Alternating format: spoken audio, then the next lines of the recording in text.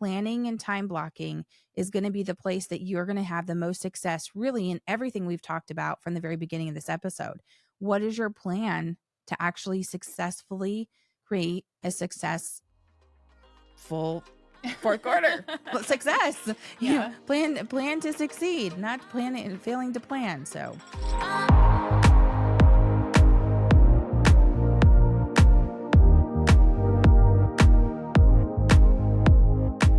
Welcome back to Real Estateable, your go-to podcast for raw, real, and relevant information on the real estate world. Today, we are talking about finishing the year strong and maximizing your fourth quarter. Yeah, so many good things that we can be bringing into this conversation. I feel like a lot of us are circling around and going, okay, wait, it's already the end of the year. My numbers aren't hitting and are looking the same like they have the last couple of years. And so we want to kind of give some good insight to making sure that you're making the best use of the next 3 months and really eliminating excuses, because I know I have a laundry list of excuses. Well, and I feel like when the holidays coming up, it's so easy to have an excuse or not want to do this or that because you're with family or you need to do bake cookies, whatever it is. So we're going to try to help you stay strong in this fourth quarter and finish the year of 2024. All right, let's give it a listen. All right, so let's talk about how we're setting up our fourth quarter to have a successful fourth quarter, but then also kind of roll that over into 2025. yeah, catapult the best year next year. Yeah, in this fourth quarter. I feel like you hit the nail on the head when you were talking about no excuses in the intro, because I feel like around the holidays, like everybody has an excuse for something. I've got to do this. I'm going to see family. I'm want a day off, it's we're in that part of the year where it's just hard to stay motivated. Yeah, I think too, like it is excuse based for sure. And we've always historically had one of the better fourth quarters, which then obviously rolls into the first quarter. We historically have been just by keeping ourselves accountable to expectation management for fourth quarter. And so I think a lot of what we want to talk to you guys today about is really like, okay, we don't have to expect that first, second, and third is going to look like the fourth quarter, but there has to be some type of structure, some type of goal setting, some type of expectation management that you just don't roll through the next 3 months with excuses of, oh, now it's Halloween and now it's this and now it's Thanksgiving and now it's that and now it's Christmas and New Year's. I know for me, as I'm thinking about this, working new construction, when you're considering days for new construction in our area, I'm like, oh, you can count those 2 weeks out because no one's going to show up at the job site. Yeah. So as I just thought about that, I was like, yeah, basically half of December is gone in the new construction industry for us in our area. And I don't think you have to be like, yes, you should be taking time to reset, to reflect, to be with family. Not at all saying, hey guys, let's just make the next 90 days where you're working 85 of those days. But surely you could have some consistency in really some goals that you could be kind of checking off, some systems, some tasks, some different things that you are actually working towards. All right, so let's talk about some realistic goal setting, right? We've all heard about goal setting, and we're trying to break it down. So you want to make sure that you're setting goals based on what you've already done. So how many houses have you sold last year? What was your volume? What was your GCI?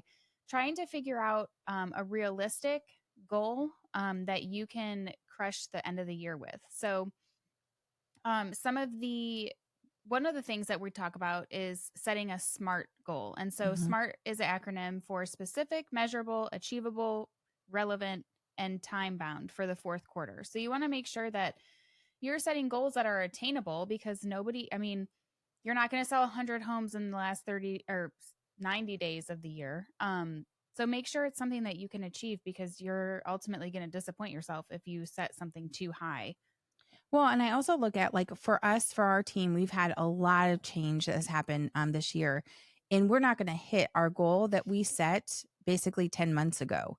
The goal that 10, 11 months ago that we were rolling into is not going to be achieved. And I think it's okay for you to look at that and look at your year to date and look at where you wanted to be and really go, okay, cool. For us, we need another 30 homes sold in the next 90 days.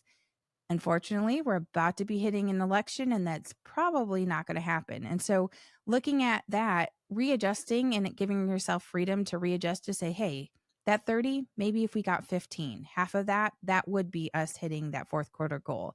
The other thing is that doesn't have to be goals, do not have to be closings at all. They do not have to be closings. And so you want to be thinking about, is there a goal for client outreach? Is there a goal for actual transactions and closings? Is there some type of goal that you're making with your marketing? Do not sit there and base everything off of the outcome, because really those closings that we're working towards the end of the year really are off of our second and third quarter marketing efforts and outreach and all of that. So to set you up for a successful fourth quarter, really think about what is the goals on the action items that you should be doing. I like that you talk about marketing, because that's going to set you up for a good first quarter of 2025 as well. Another thing I feel like everybody talks about it in the industry is talking about lead generation. But what does that actually mean?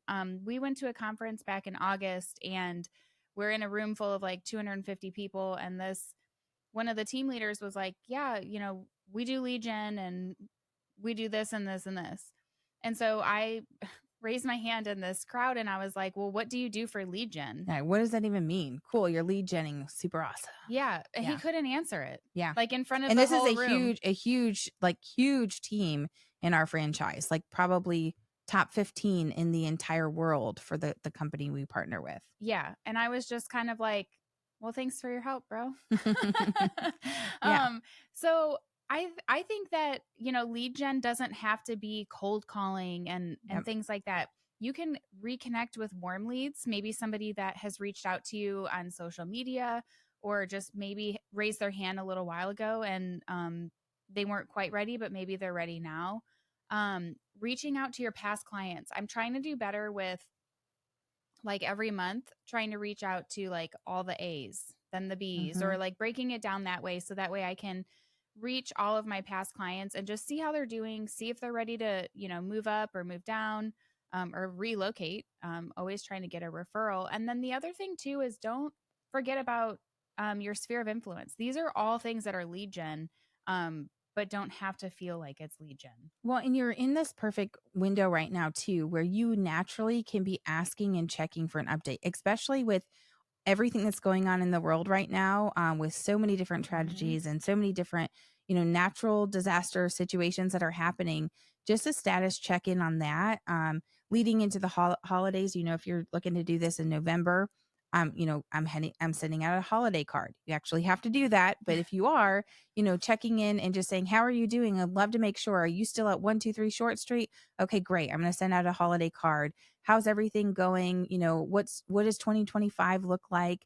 All of that is lead generation in some form or fashion, but you really have to make sure that you are remembering to be asking for the referral in all of this. So it's not just the BFF check-in. There does have to be, if you're considering this lead generation and not actual sphere kind of management in CRM management, updating all of that. If you are lead genning, you are asking for the business, asking for the referral, asking for who they know, seeing what needs that can be met for them too. So just make sure that you're keeping that in mind. If you're in the bucket of lead generation, if that is a goal that you're trying to achieve in fourth quarter, you got to ask for it. And don't feel like you're being salesy asking for business. Because if you don't ask for it, it's going to go somewhere else. They're going to use somebody somewhere. And it doesn't have to be like, hey, don't forget, if you need to buy, sell, or rent, or if you have any friends who buy, sell, or rent, like, maybe make it a little bit more personal. Like, I really enjoyed working with you guys. Would love to help your friends and family. If you know anyone who's looking to buy a house, let me know. Kind of thing. Yeah. Just make it personal versus a blanket statement. So you don't sound like cheesy, salesy. Exactly. Salesy. Yeah, Salesy. Well, we're going to take a quick break and we're going to come back and talk about tightening up your systems, your processes, really a good client experience, and spend the bulk of the rest of the episode on that.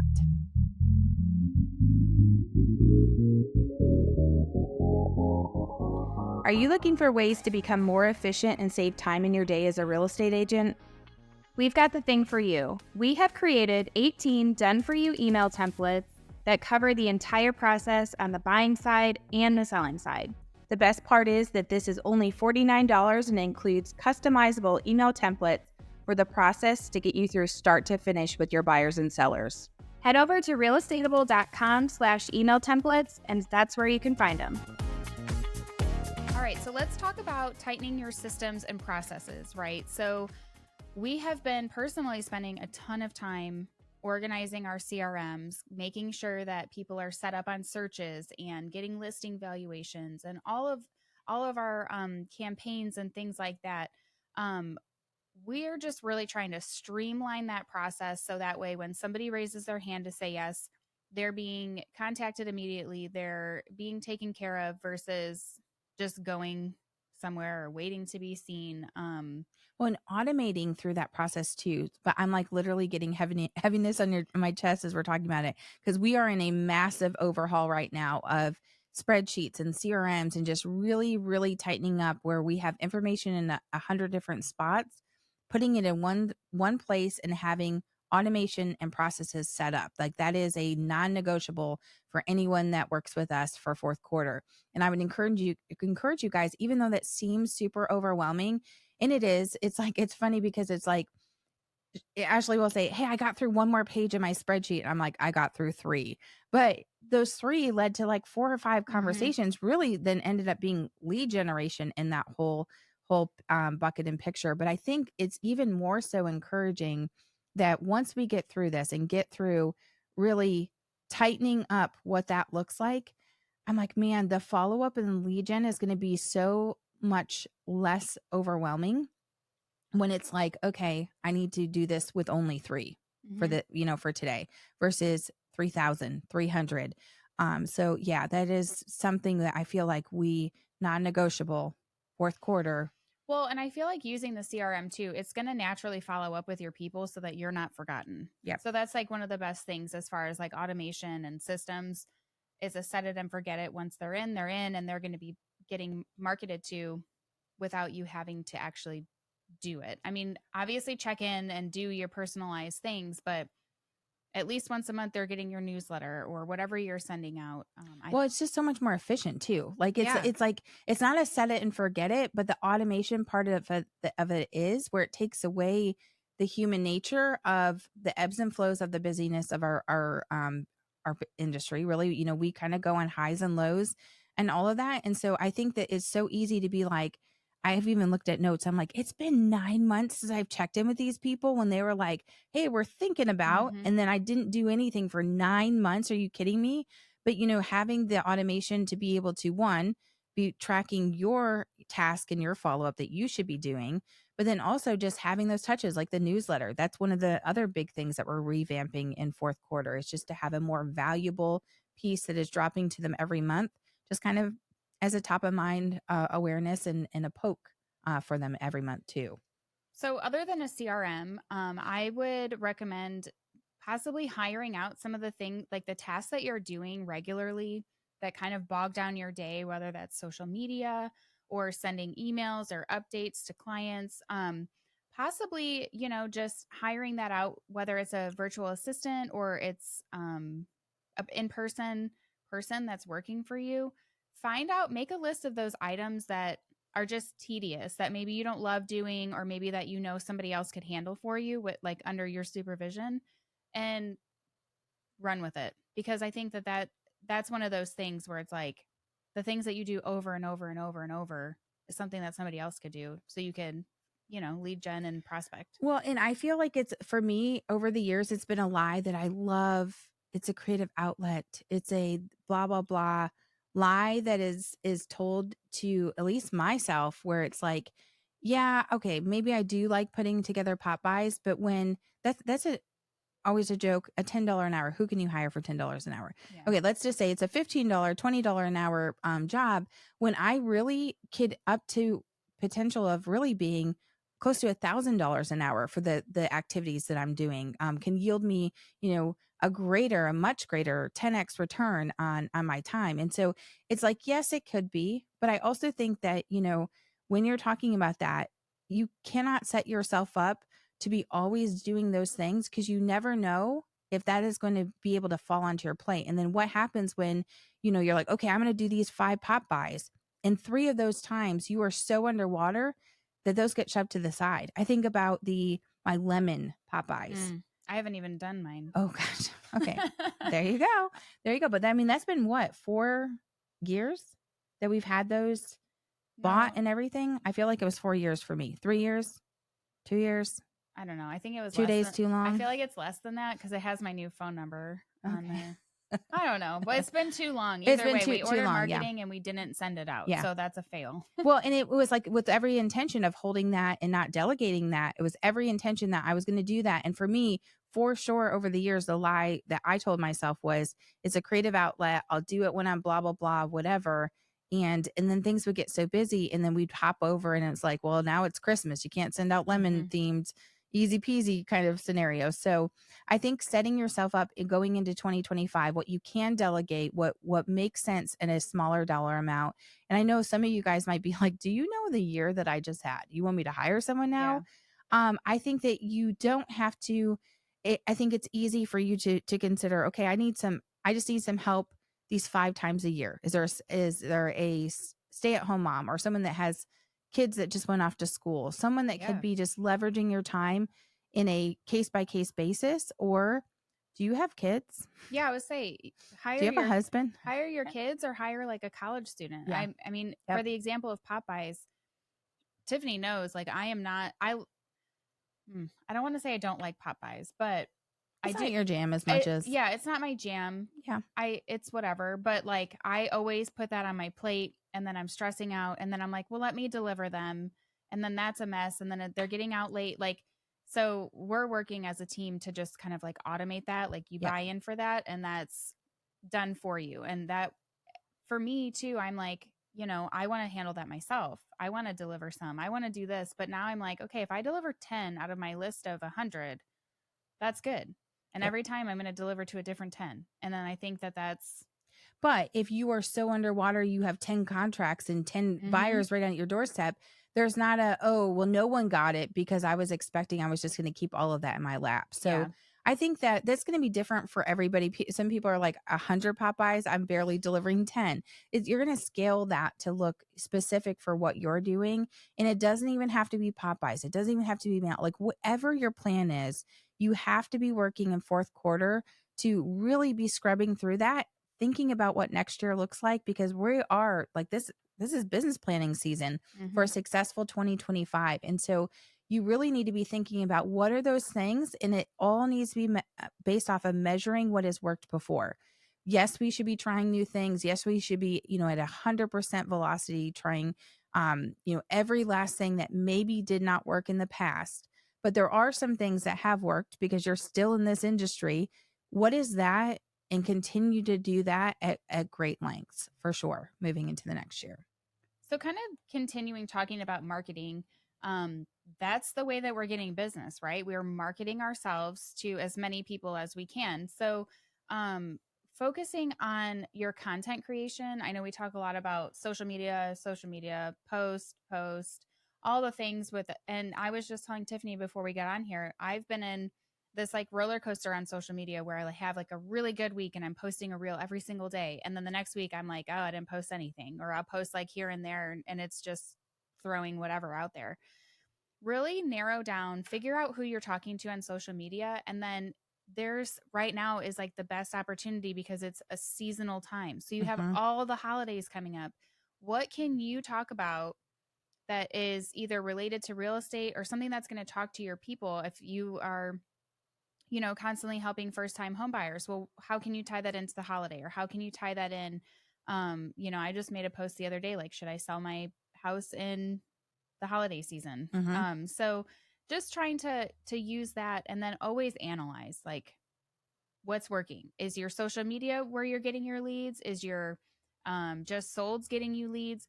Figure out what is actually driving the business to you, and then continue to do that. If you have mailed to a neighborhood and for 5 years and you've never gotten business, well, maybe it's time to switch neighborhoods and start farming somewhere else. Just trying to figure out what works by using the numbers. Well, and just making sure whatever you're doing, that you're creating engaging, relevant, like you said, what is it that the people that you are actually working with and towards working with, that has to be engaging. So it cannot be just checking the box and throwing out, oh, I did social media, but really only one of those things would be relevant, and it gets clouded in the algorithm of like all the other stuff that you're just throwing out there to get it done. So you really have to be focusing on making sure in any of those things that you're doing that there's a quality based approach for that. Because I really feel if you're going to get results, the consumer is going to know when there's quality in it versus just a quantity and checking the box on that. So I think that like giving yourself a little bit of grace of like, hey, I was on it last week, but I wasn't checked in this week. Really, it's like as long as when you're on is a consistent manner, and when you're on, it's quality delivering of what that looks like. Really be measuring, like you said, measuring what is it that you're getting engagement in. Is it, stories that, have option 1, 2, 3? Is it, the funny stuff? Is it the educational stuff? Is it the kids stuff? Is it the local stuff? Like, what is it that you really are getting the engagement in, and really creating a whole big picture and a plan based off of that. But with that being said, planning and time blocking is going to be the place that you're going to have the most success, really, in everything we've talked about from the very beginning of this episode. What is your plan to actually successfully create a successful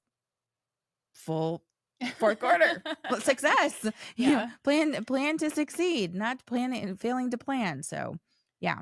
All right. I feel like last but not least, and definitely probably most important, is having a strong client experience. Yeah, So the process of that. Yep. yeah. So what are the things that you're doing to make sure that your client has a good 5-star experience? You always want to get a 5-star Google review, right? So I know for me, I'm working with a few clients right now who are like seasoned sellers. And they have been like, well, my last agent like didn't talk to me at all. They barely talked to me. My house was on the market for 12 days, and I didn't hear anything from her until we got an offer, and she just told us to accept it. And so it's like, it sounds like that agent wasn't really communicating with her client, not explaining the process, explaining the offer, and options and things like that. So I know for us, we create a group text with our admin, with the client and with myself, so that we're all on the same page. If my client asks a question and I'm not available, the admin can answer that. She is licensed, so that helps as well. But just trying to make sure everybody's on the same page and no questions are left unanswered. Yeah. And I think the client experience too, identifying what that is so that you have kind of a packaged up approach to be able to say, this is what you can expect. We have in our marketing, and this is really prior to August 17th, our pledge of performance. This is what we pledge to do for you as a buyer. This is what we pledge to do for you as a seller. We have the process kind of outlined, like the tick, tick, tick steps through that. And on the back end, we have a ton of different checklists that are prompting us as agents, our admin, our TC, our assistants that are helping through the process. But even if it's just you, a one-man show, that's where most all of us have started. The checklist can be done now on the A through Z. So taking a step back, or even on your next transaction, write down the little details. So at the end of every day, what did I do to work on 123 Short Street? Okay, I need to be tracking all of those things so that when I'm going to get more business, buyers or seller consultations, you're able to sit there and say, okay, here is what you can expect. Because I think probably expectation management wasn't outlined in that scenario you just talked about. That probably with the package deal of what you were getting was exactly what got delivered, and there wasn't any expectation of anything different in that big picture. Yeah, that's so true. Yeah, but I think that I was actually talking with our admin the other day, and I was like, I've got to get on paper A to Z, and really for us to be following it. But man, there's so much value. It's like you see this stuff coming out from NAR right now that's like the 1,100 different ways that realtors work for you. Cool. And we actually went through that, and we're highlighting what is it that we actually do off of this list. And it was funny. It was like, you're highlighting these things, and it was probably what, 7/8 of the stuff, 70 to 80% of it we already do. But it's like, man, how are we communicating that expectation and the fact that that is what's happening through the process? And I just would encourage you in this fourth quarter, spend some time looking and perfecting that, see what you can do more, see what you can take out, and see how you can actually be delivering that to the client for them to understand what they're signing for. Also, don't be afraid to ask your client where you can improve. I Such a try, good tip. yeah, I try and ask, if I ask for a review, if I'm like, hey, if you can't give me 5 stars, please let me know so I know where I can improve. Or Yeah. if I'm competing and I don't win the listing, hey, is there anything that I could have done to improve? I feel like 9 times out of 10, it's a commission reduction that kicks me out. But you know, I feel like it's really valuable to hear from the consumer of where you can improve. You're always trying to be better. Yeah, and we actually have talked about this as well. If you're perfecting your CRM systems, your client base, that's a really great thing to even go back to them, to your first quarter closings and just say, "Hey, I'm just checking in. Like, how are you settling in?" And I just wanted to, as I'm going into 2025, I'm trying to always be better. For any referrals that you're sending to me, if you ever were to come back to the table, I want to make sure that I'm doing highest and best in everything that I'm doing. Is there any feedback now that you're on the other side that would just be helpful in me perfecting those systems? I think once they're out of the busyness of that and it's not sitting across the table and I've just signed off on all the things and it's just like, am I happy? Am I not? I'm overwhelmed. I have no idea. Like, I don't know what I really feel right now, but taking that and using that, we do a 2-2-2 follow up, 2 days, 2 weeks, 2 months follow up. At that 2 month period, that might be a good point at that place to say, okay, let me just check in and be like, how can I be better in the things that I'm doing? Yeah. So just some thoughts on that as well. I think that just in general, when you're looking at your fourth quarter, you need to be approaching it with energy, not burnout. Yeah. Like it just needs to be like, we're going to put in the energy and focus that the fourth quarter needs and not just checking the box and bouncing from holiday party to everything that is actually demanding of the seasons that we're approaching very quickly, Yeah. for sure. And I feel like if you are burnt out by now in 2024, figure out where you can take a little break in your business, and just really try to focus on yourself, whether that's getting a massage or going on a trip or whatever it is. Just reset. The year's not over. You can plan for a great rest of 2024 into 2025. Absolutely.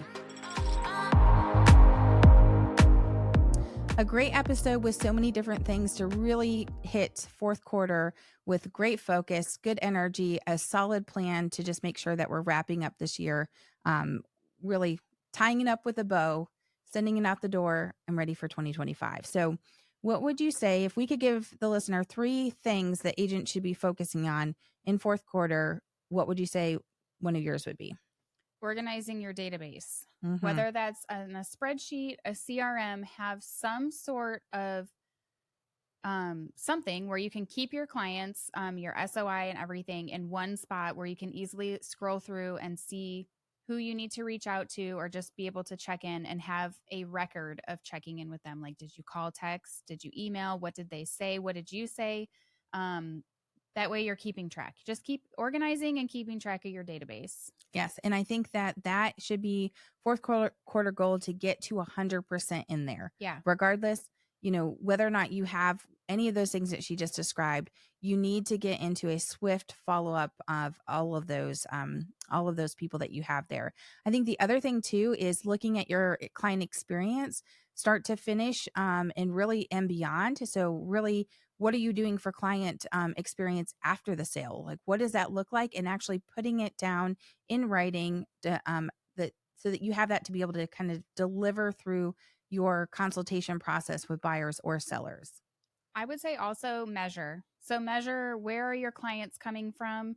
No, and then market that way. So if you're getting a bunch of clients from Facebook, or you're getting a lot of clients from out of state referrals, marking down where those clients came from so you know how to come up with a marketing plan for 2025. Yeah. All of that plus a ton of really great ideas. I think you have plenty enough for you guys to set a goal for fourth quarter and then create a plan to make that happen. All right. If you found this helpful, make sure you give it a 5-star review and share it with a friend. You can find us everywhere on social at Real Estateable.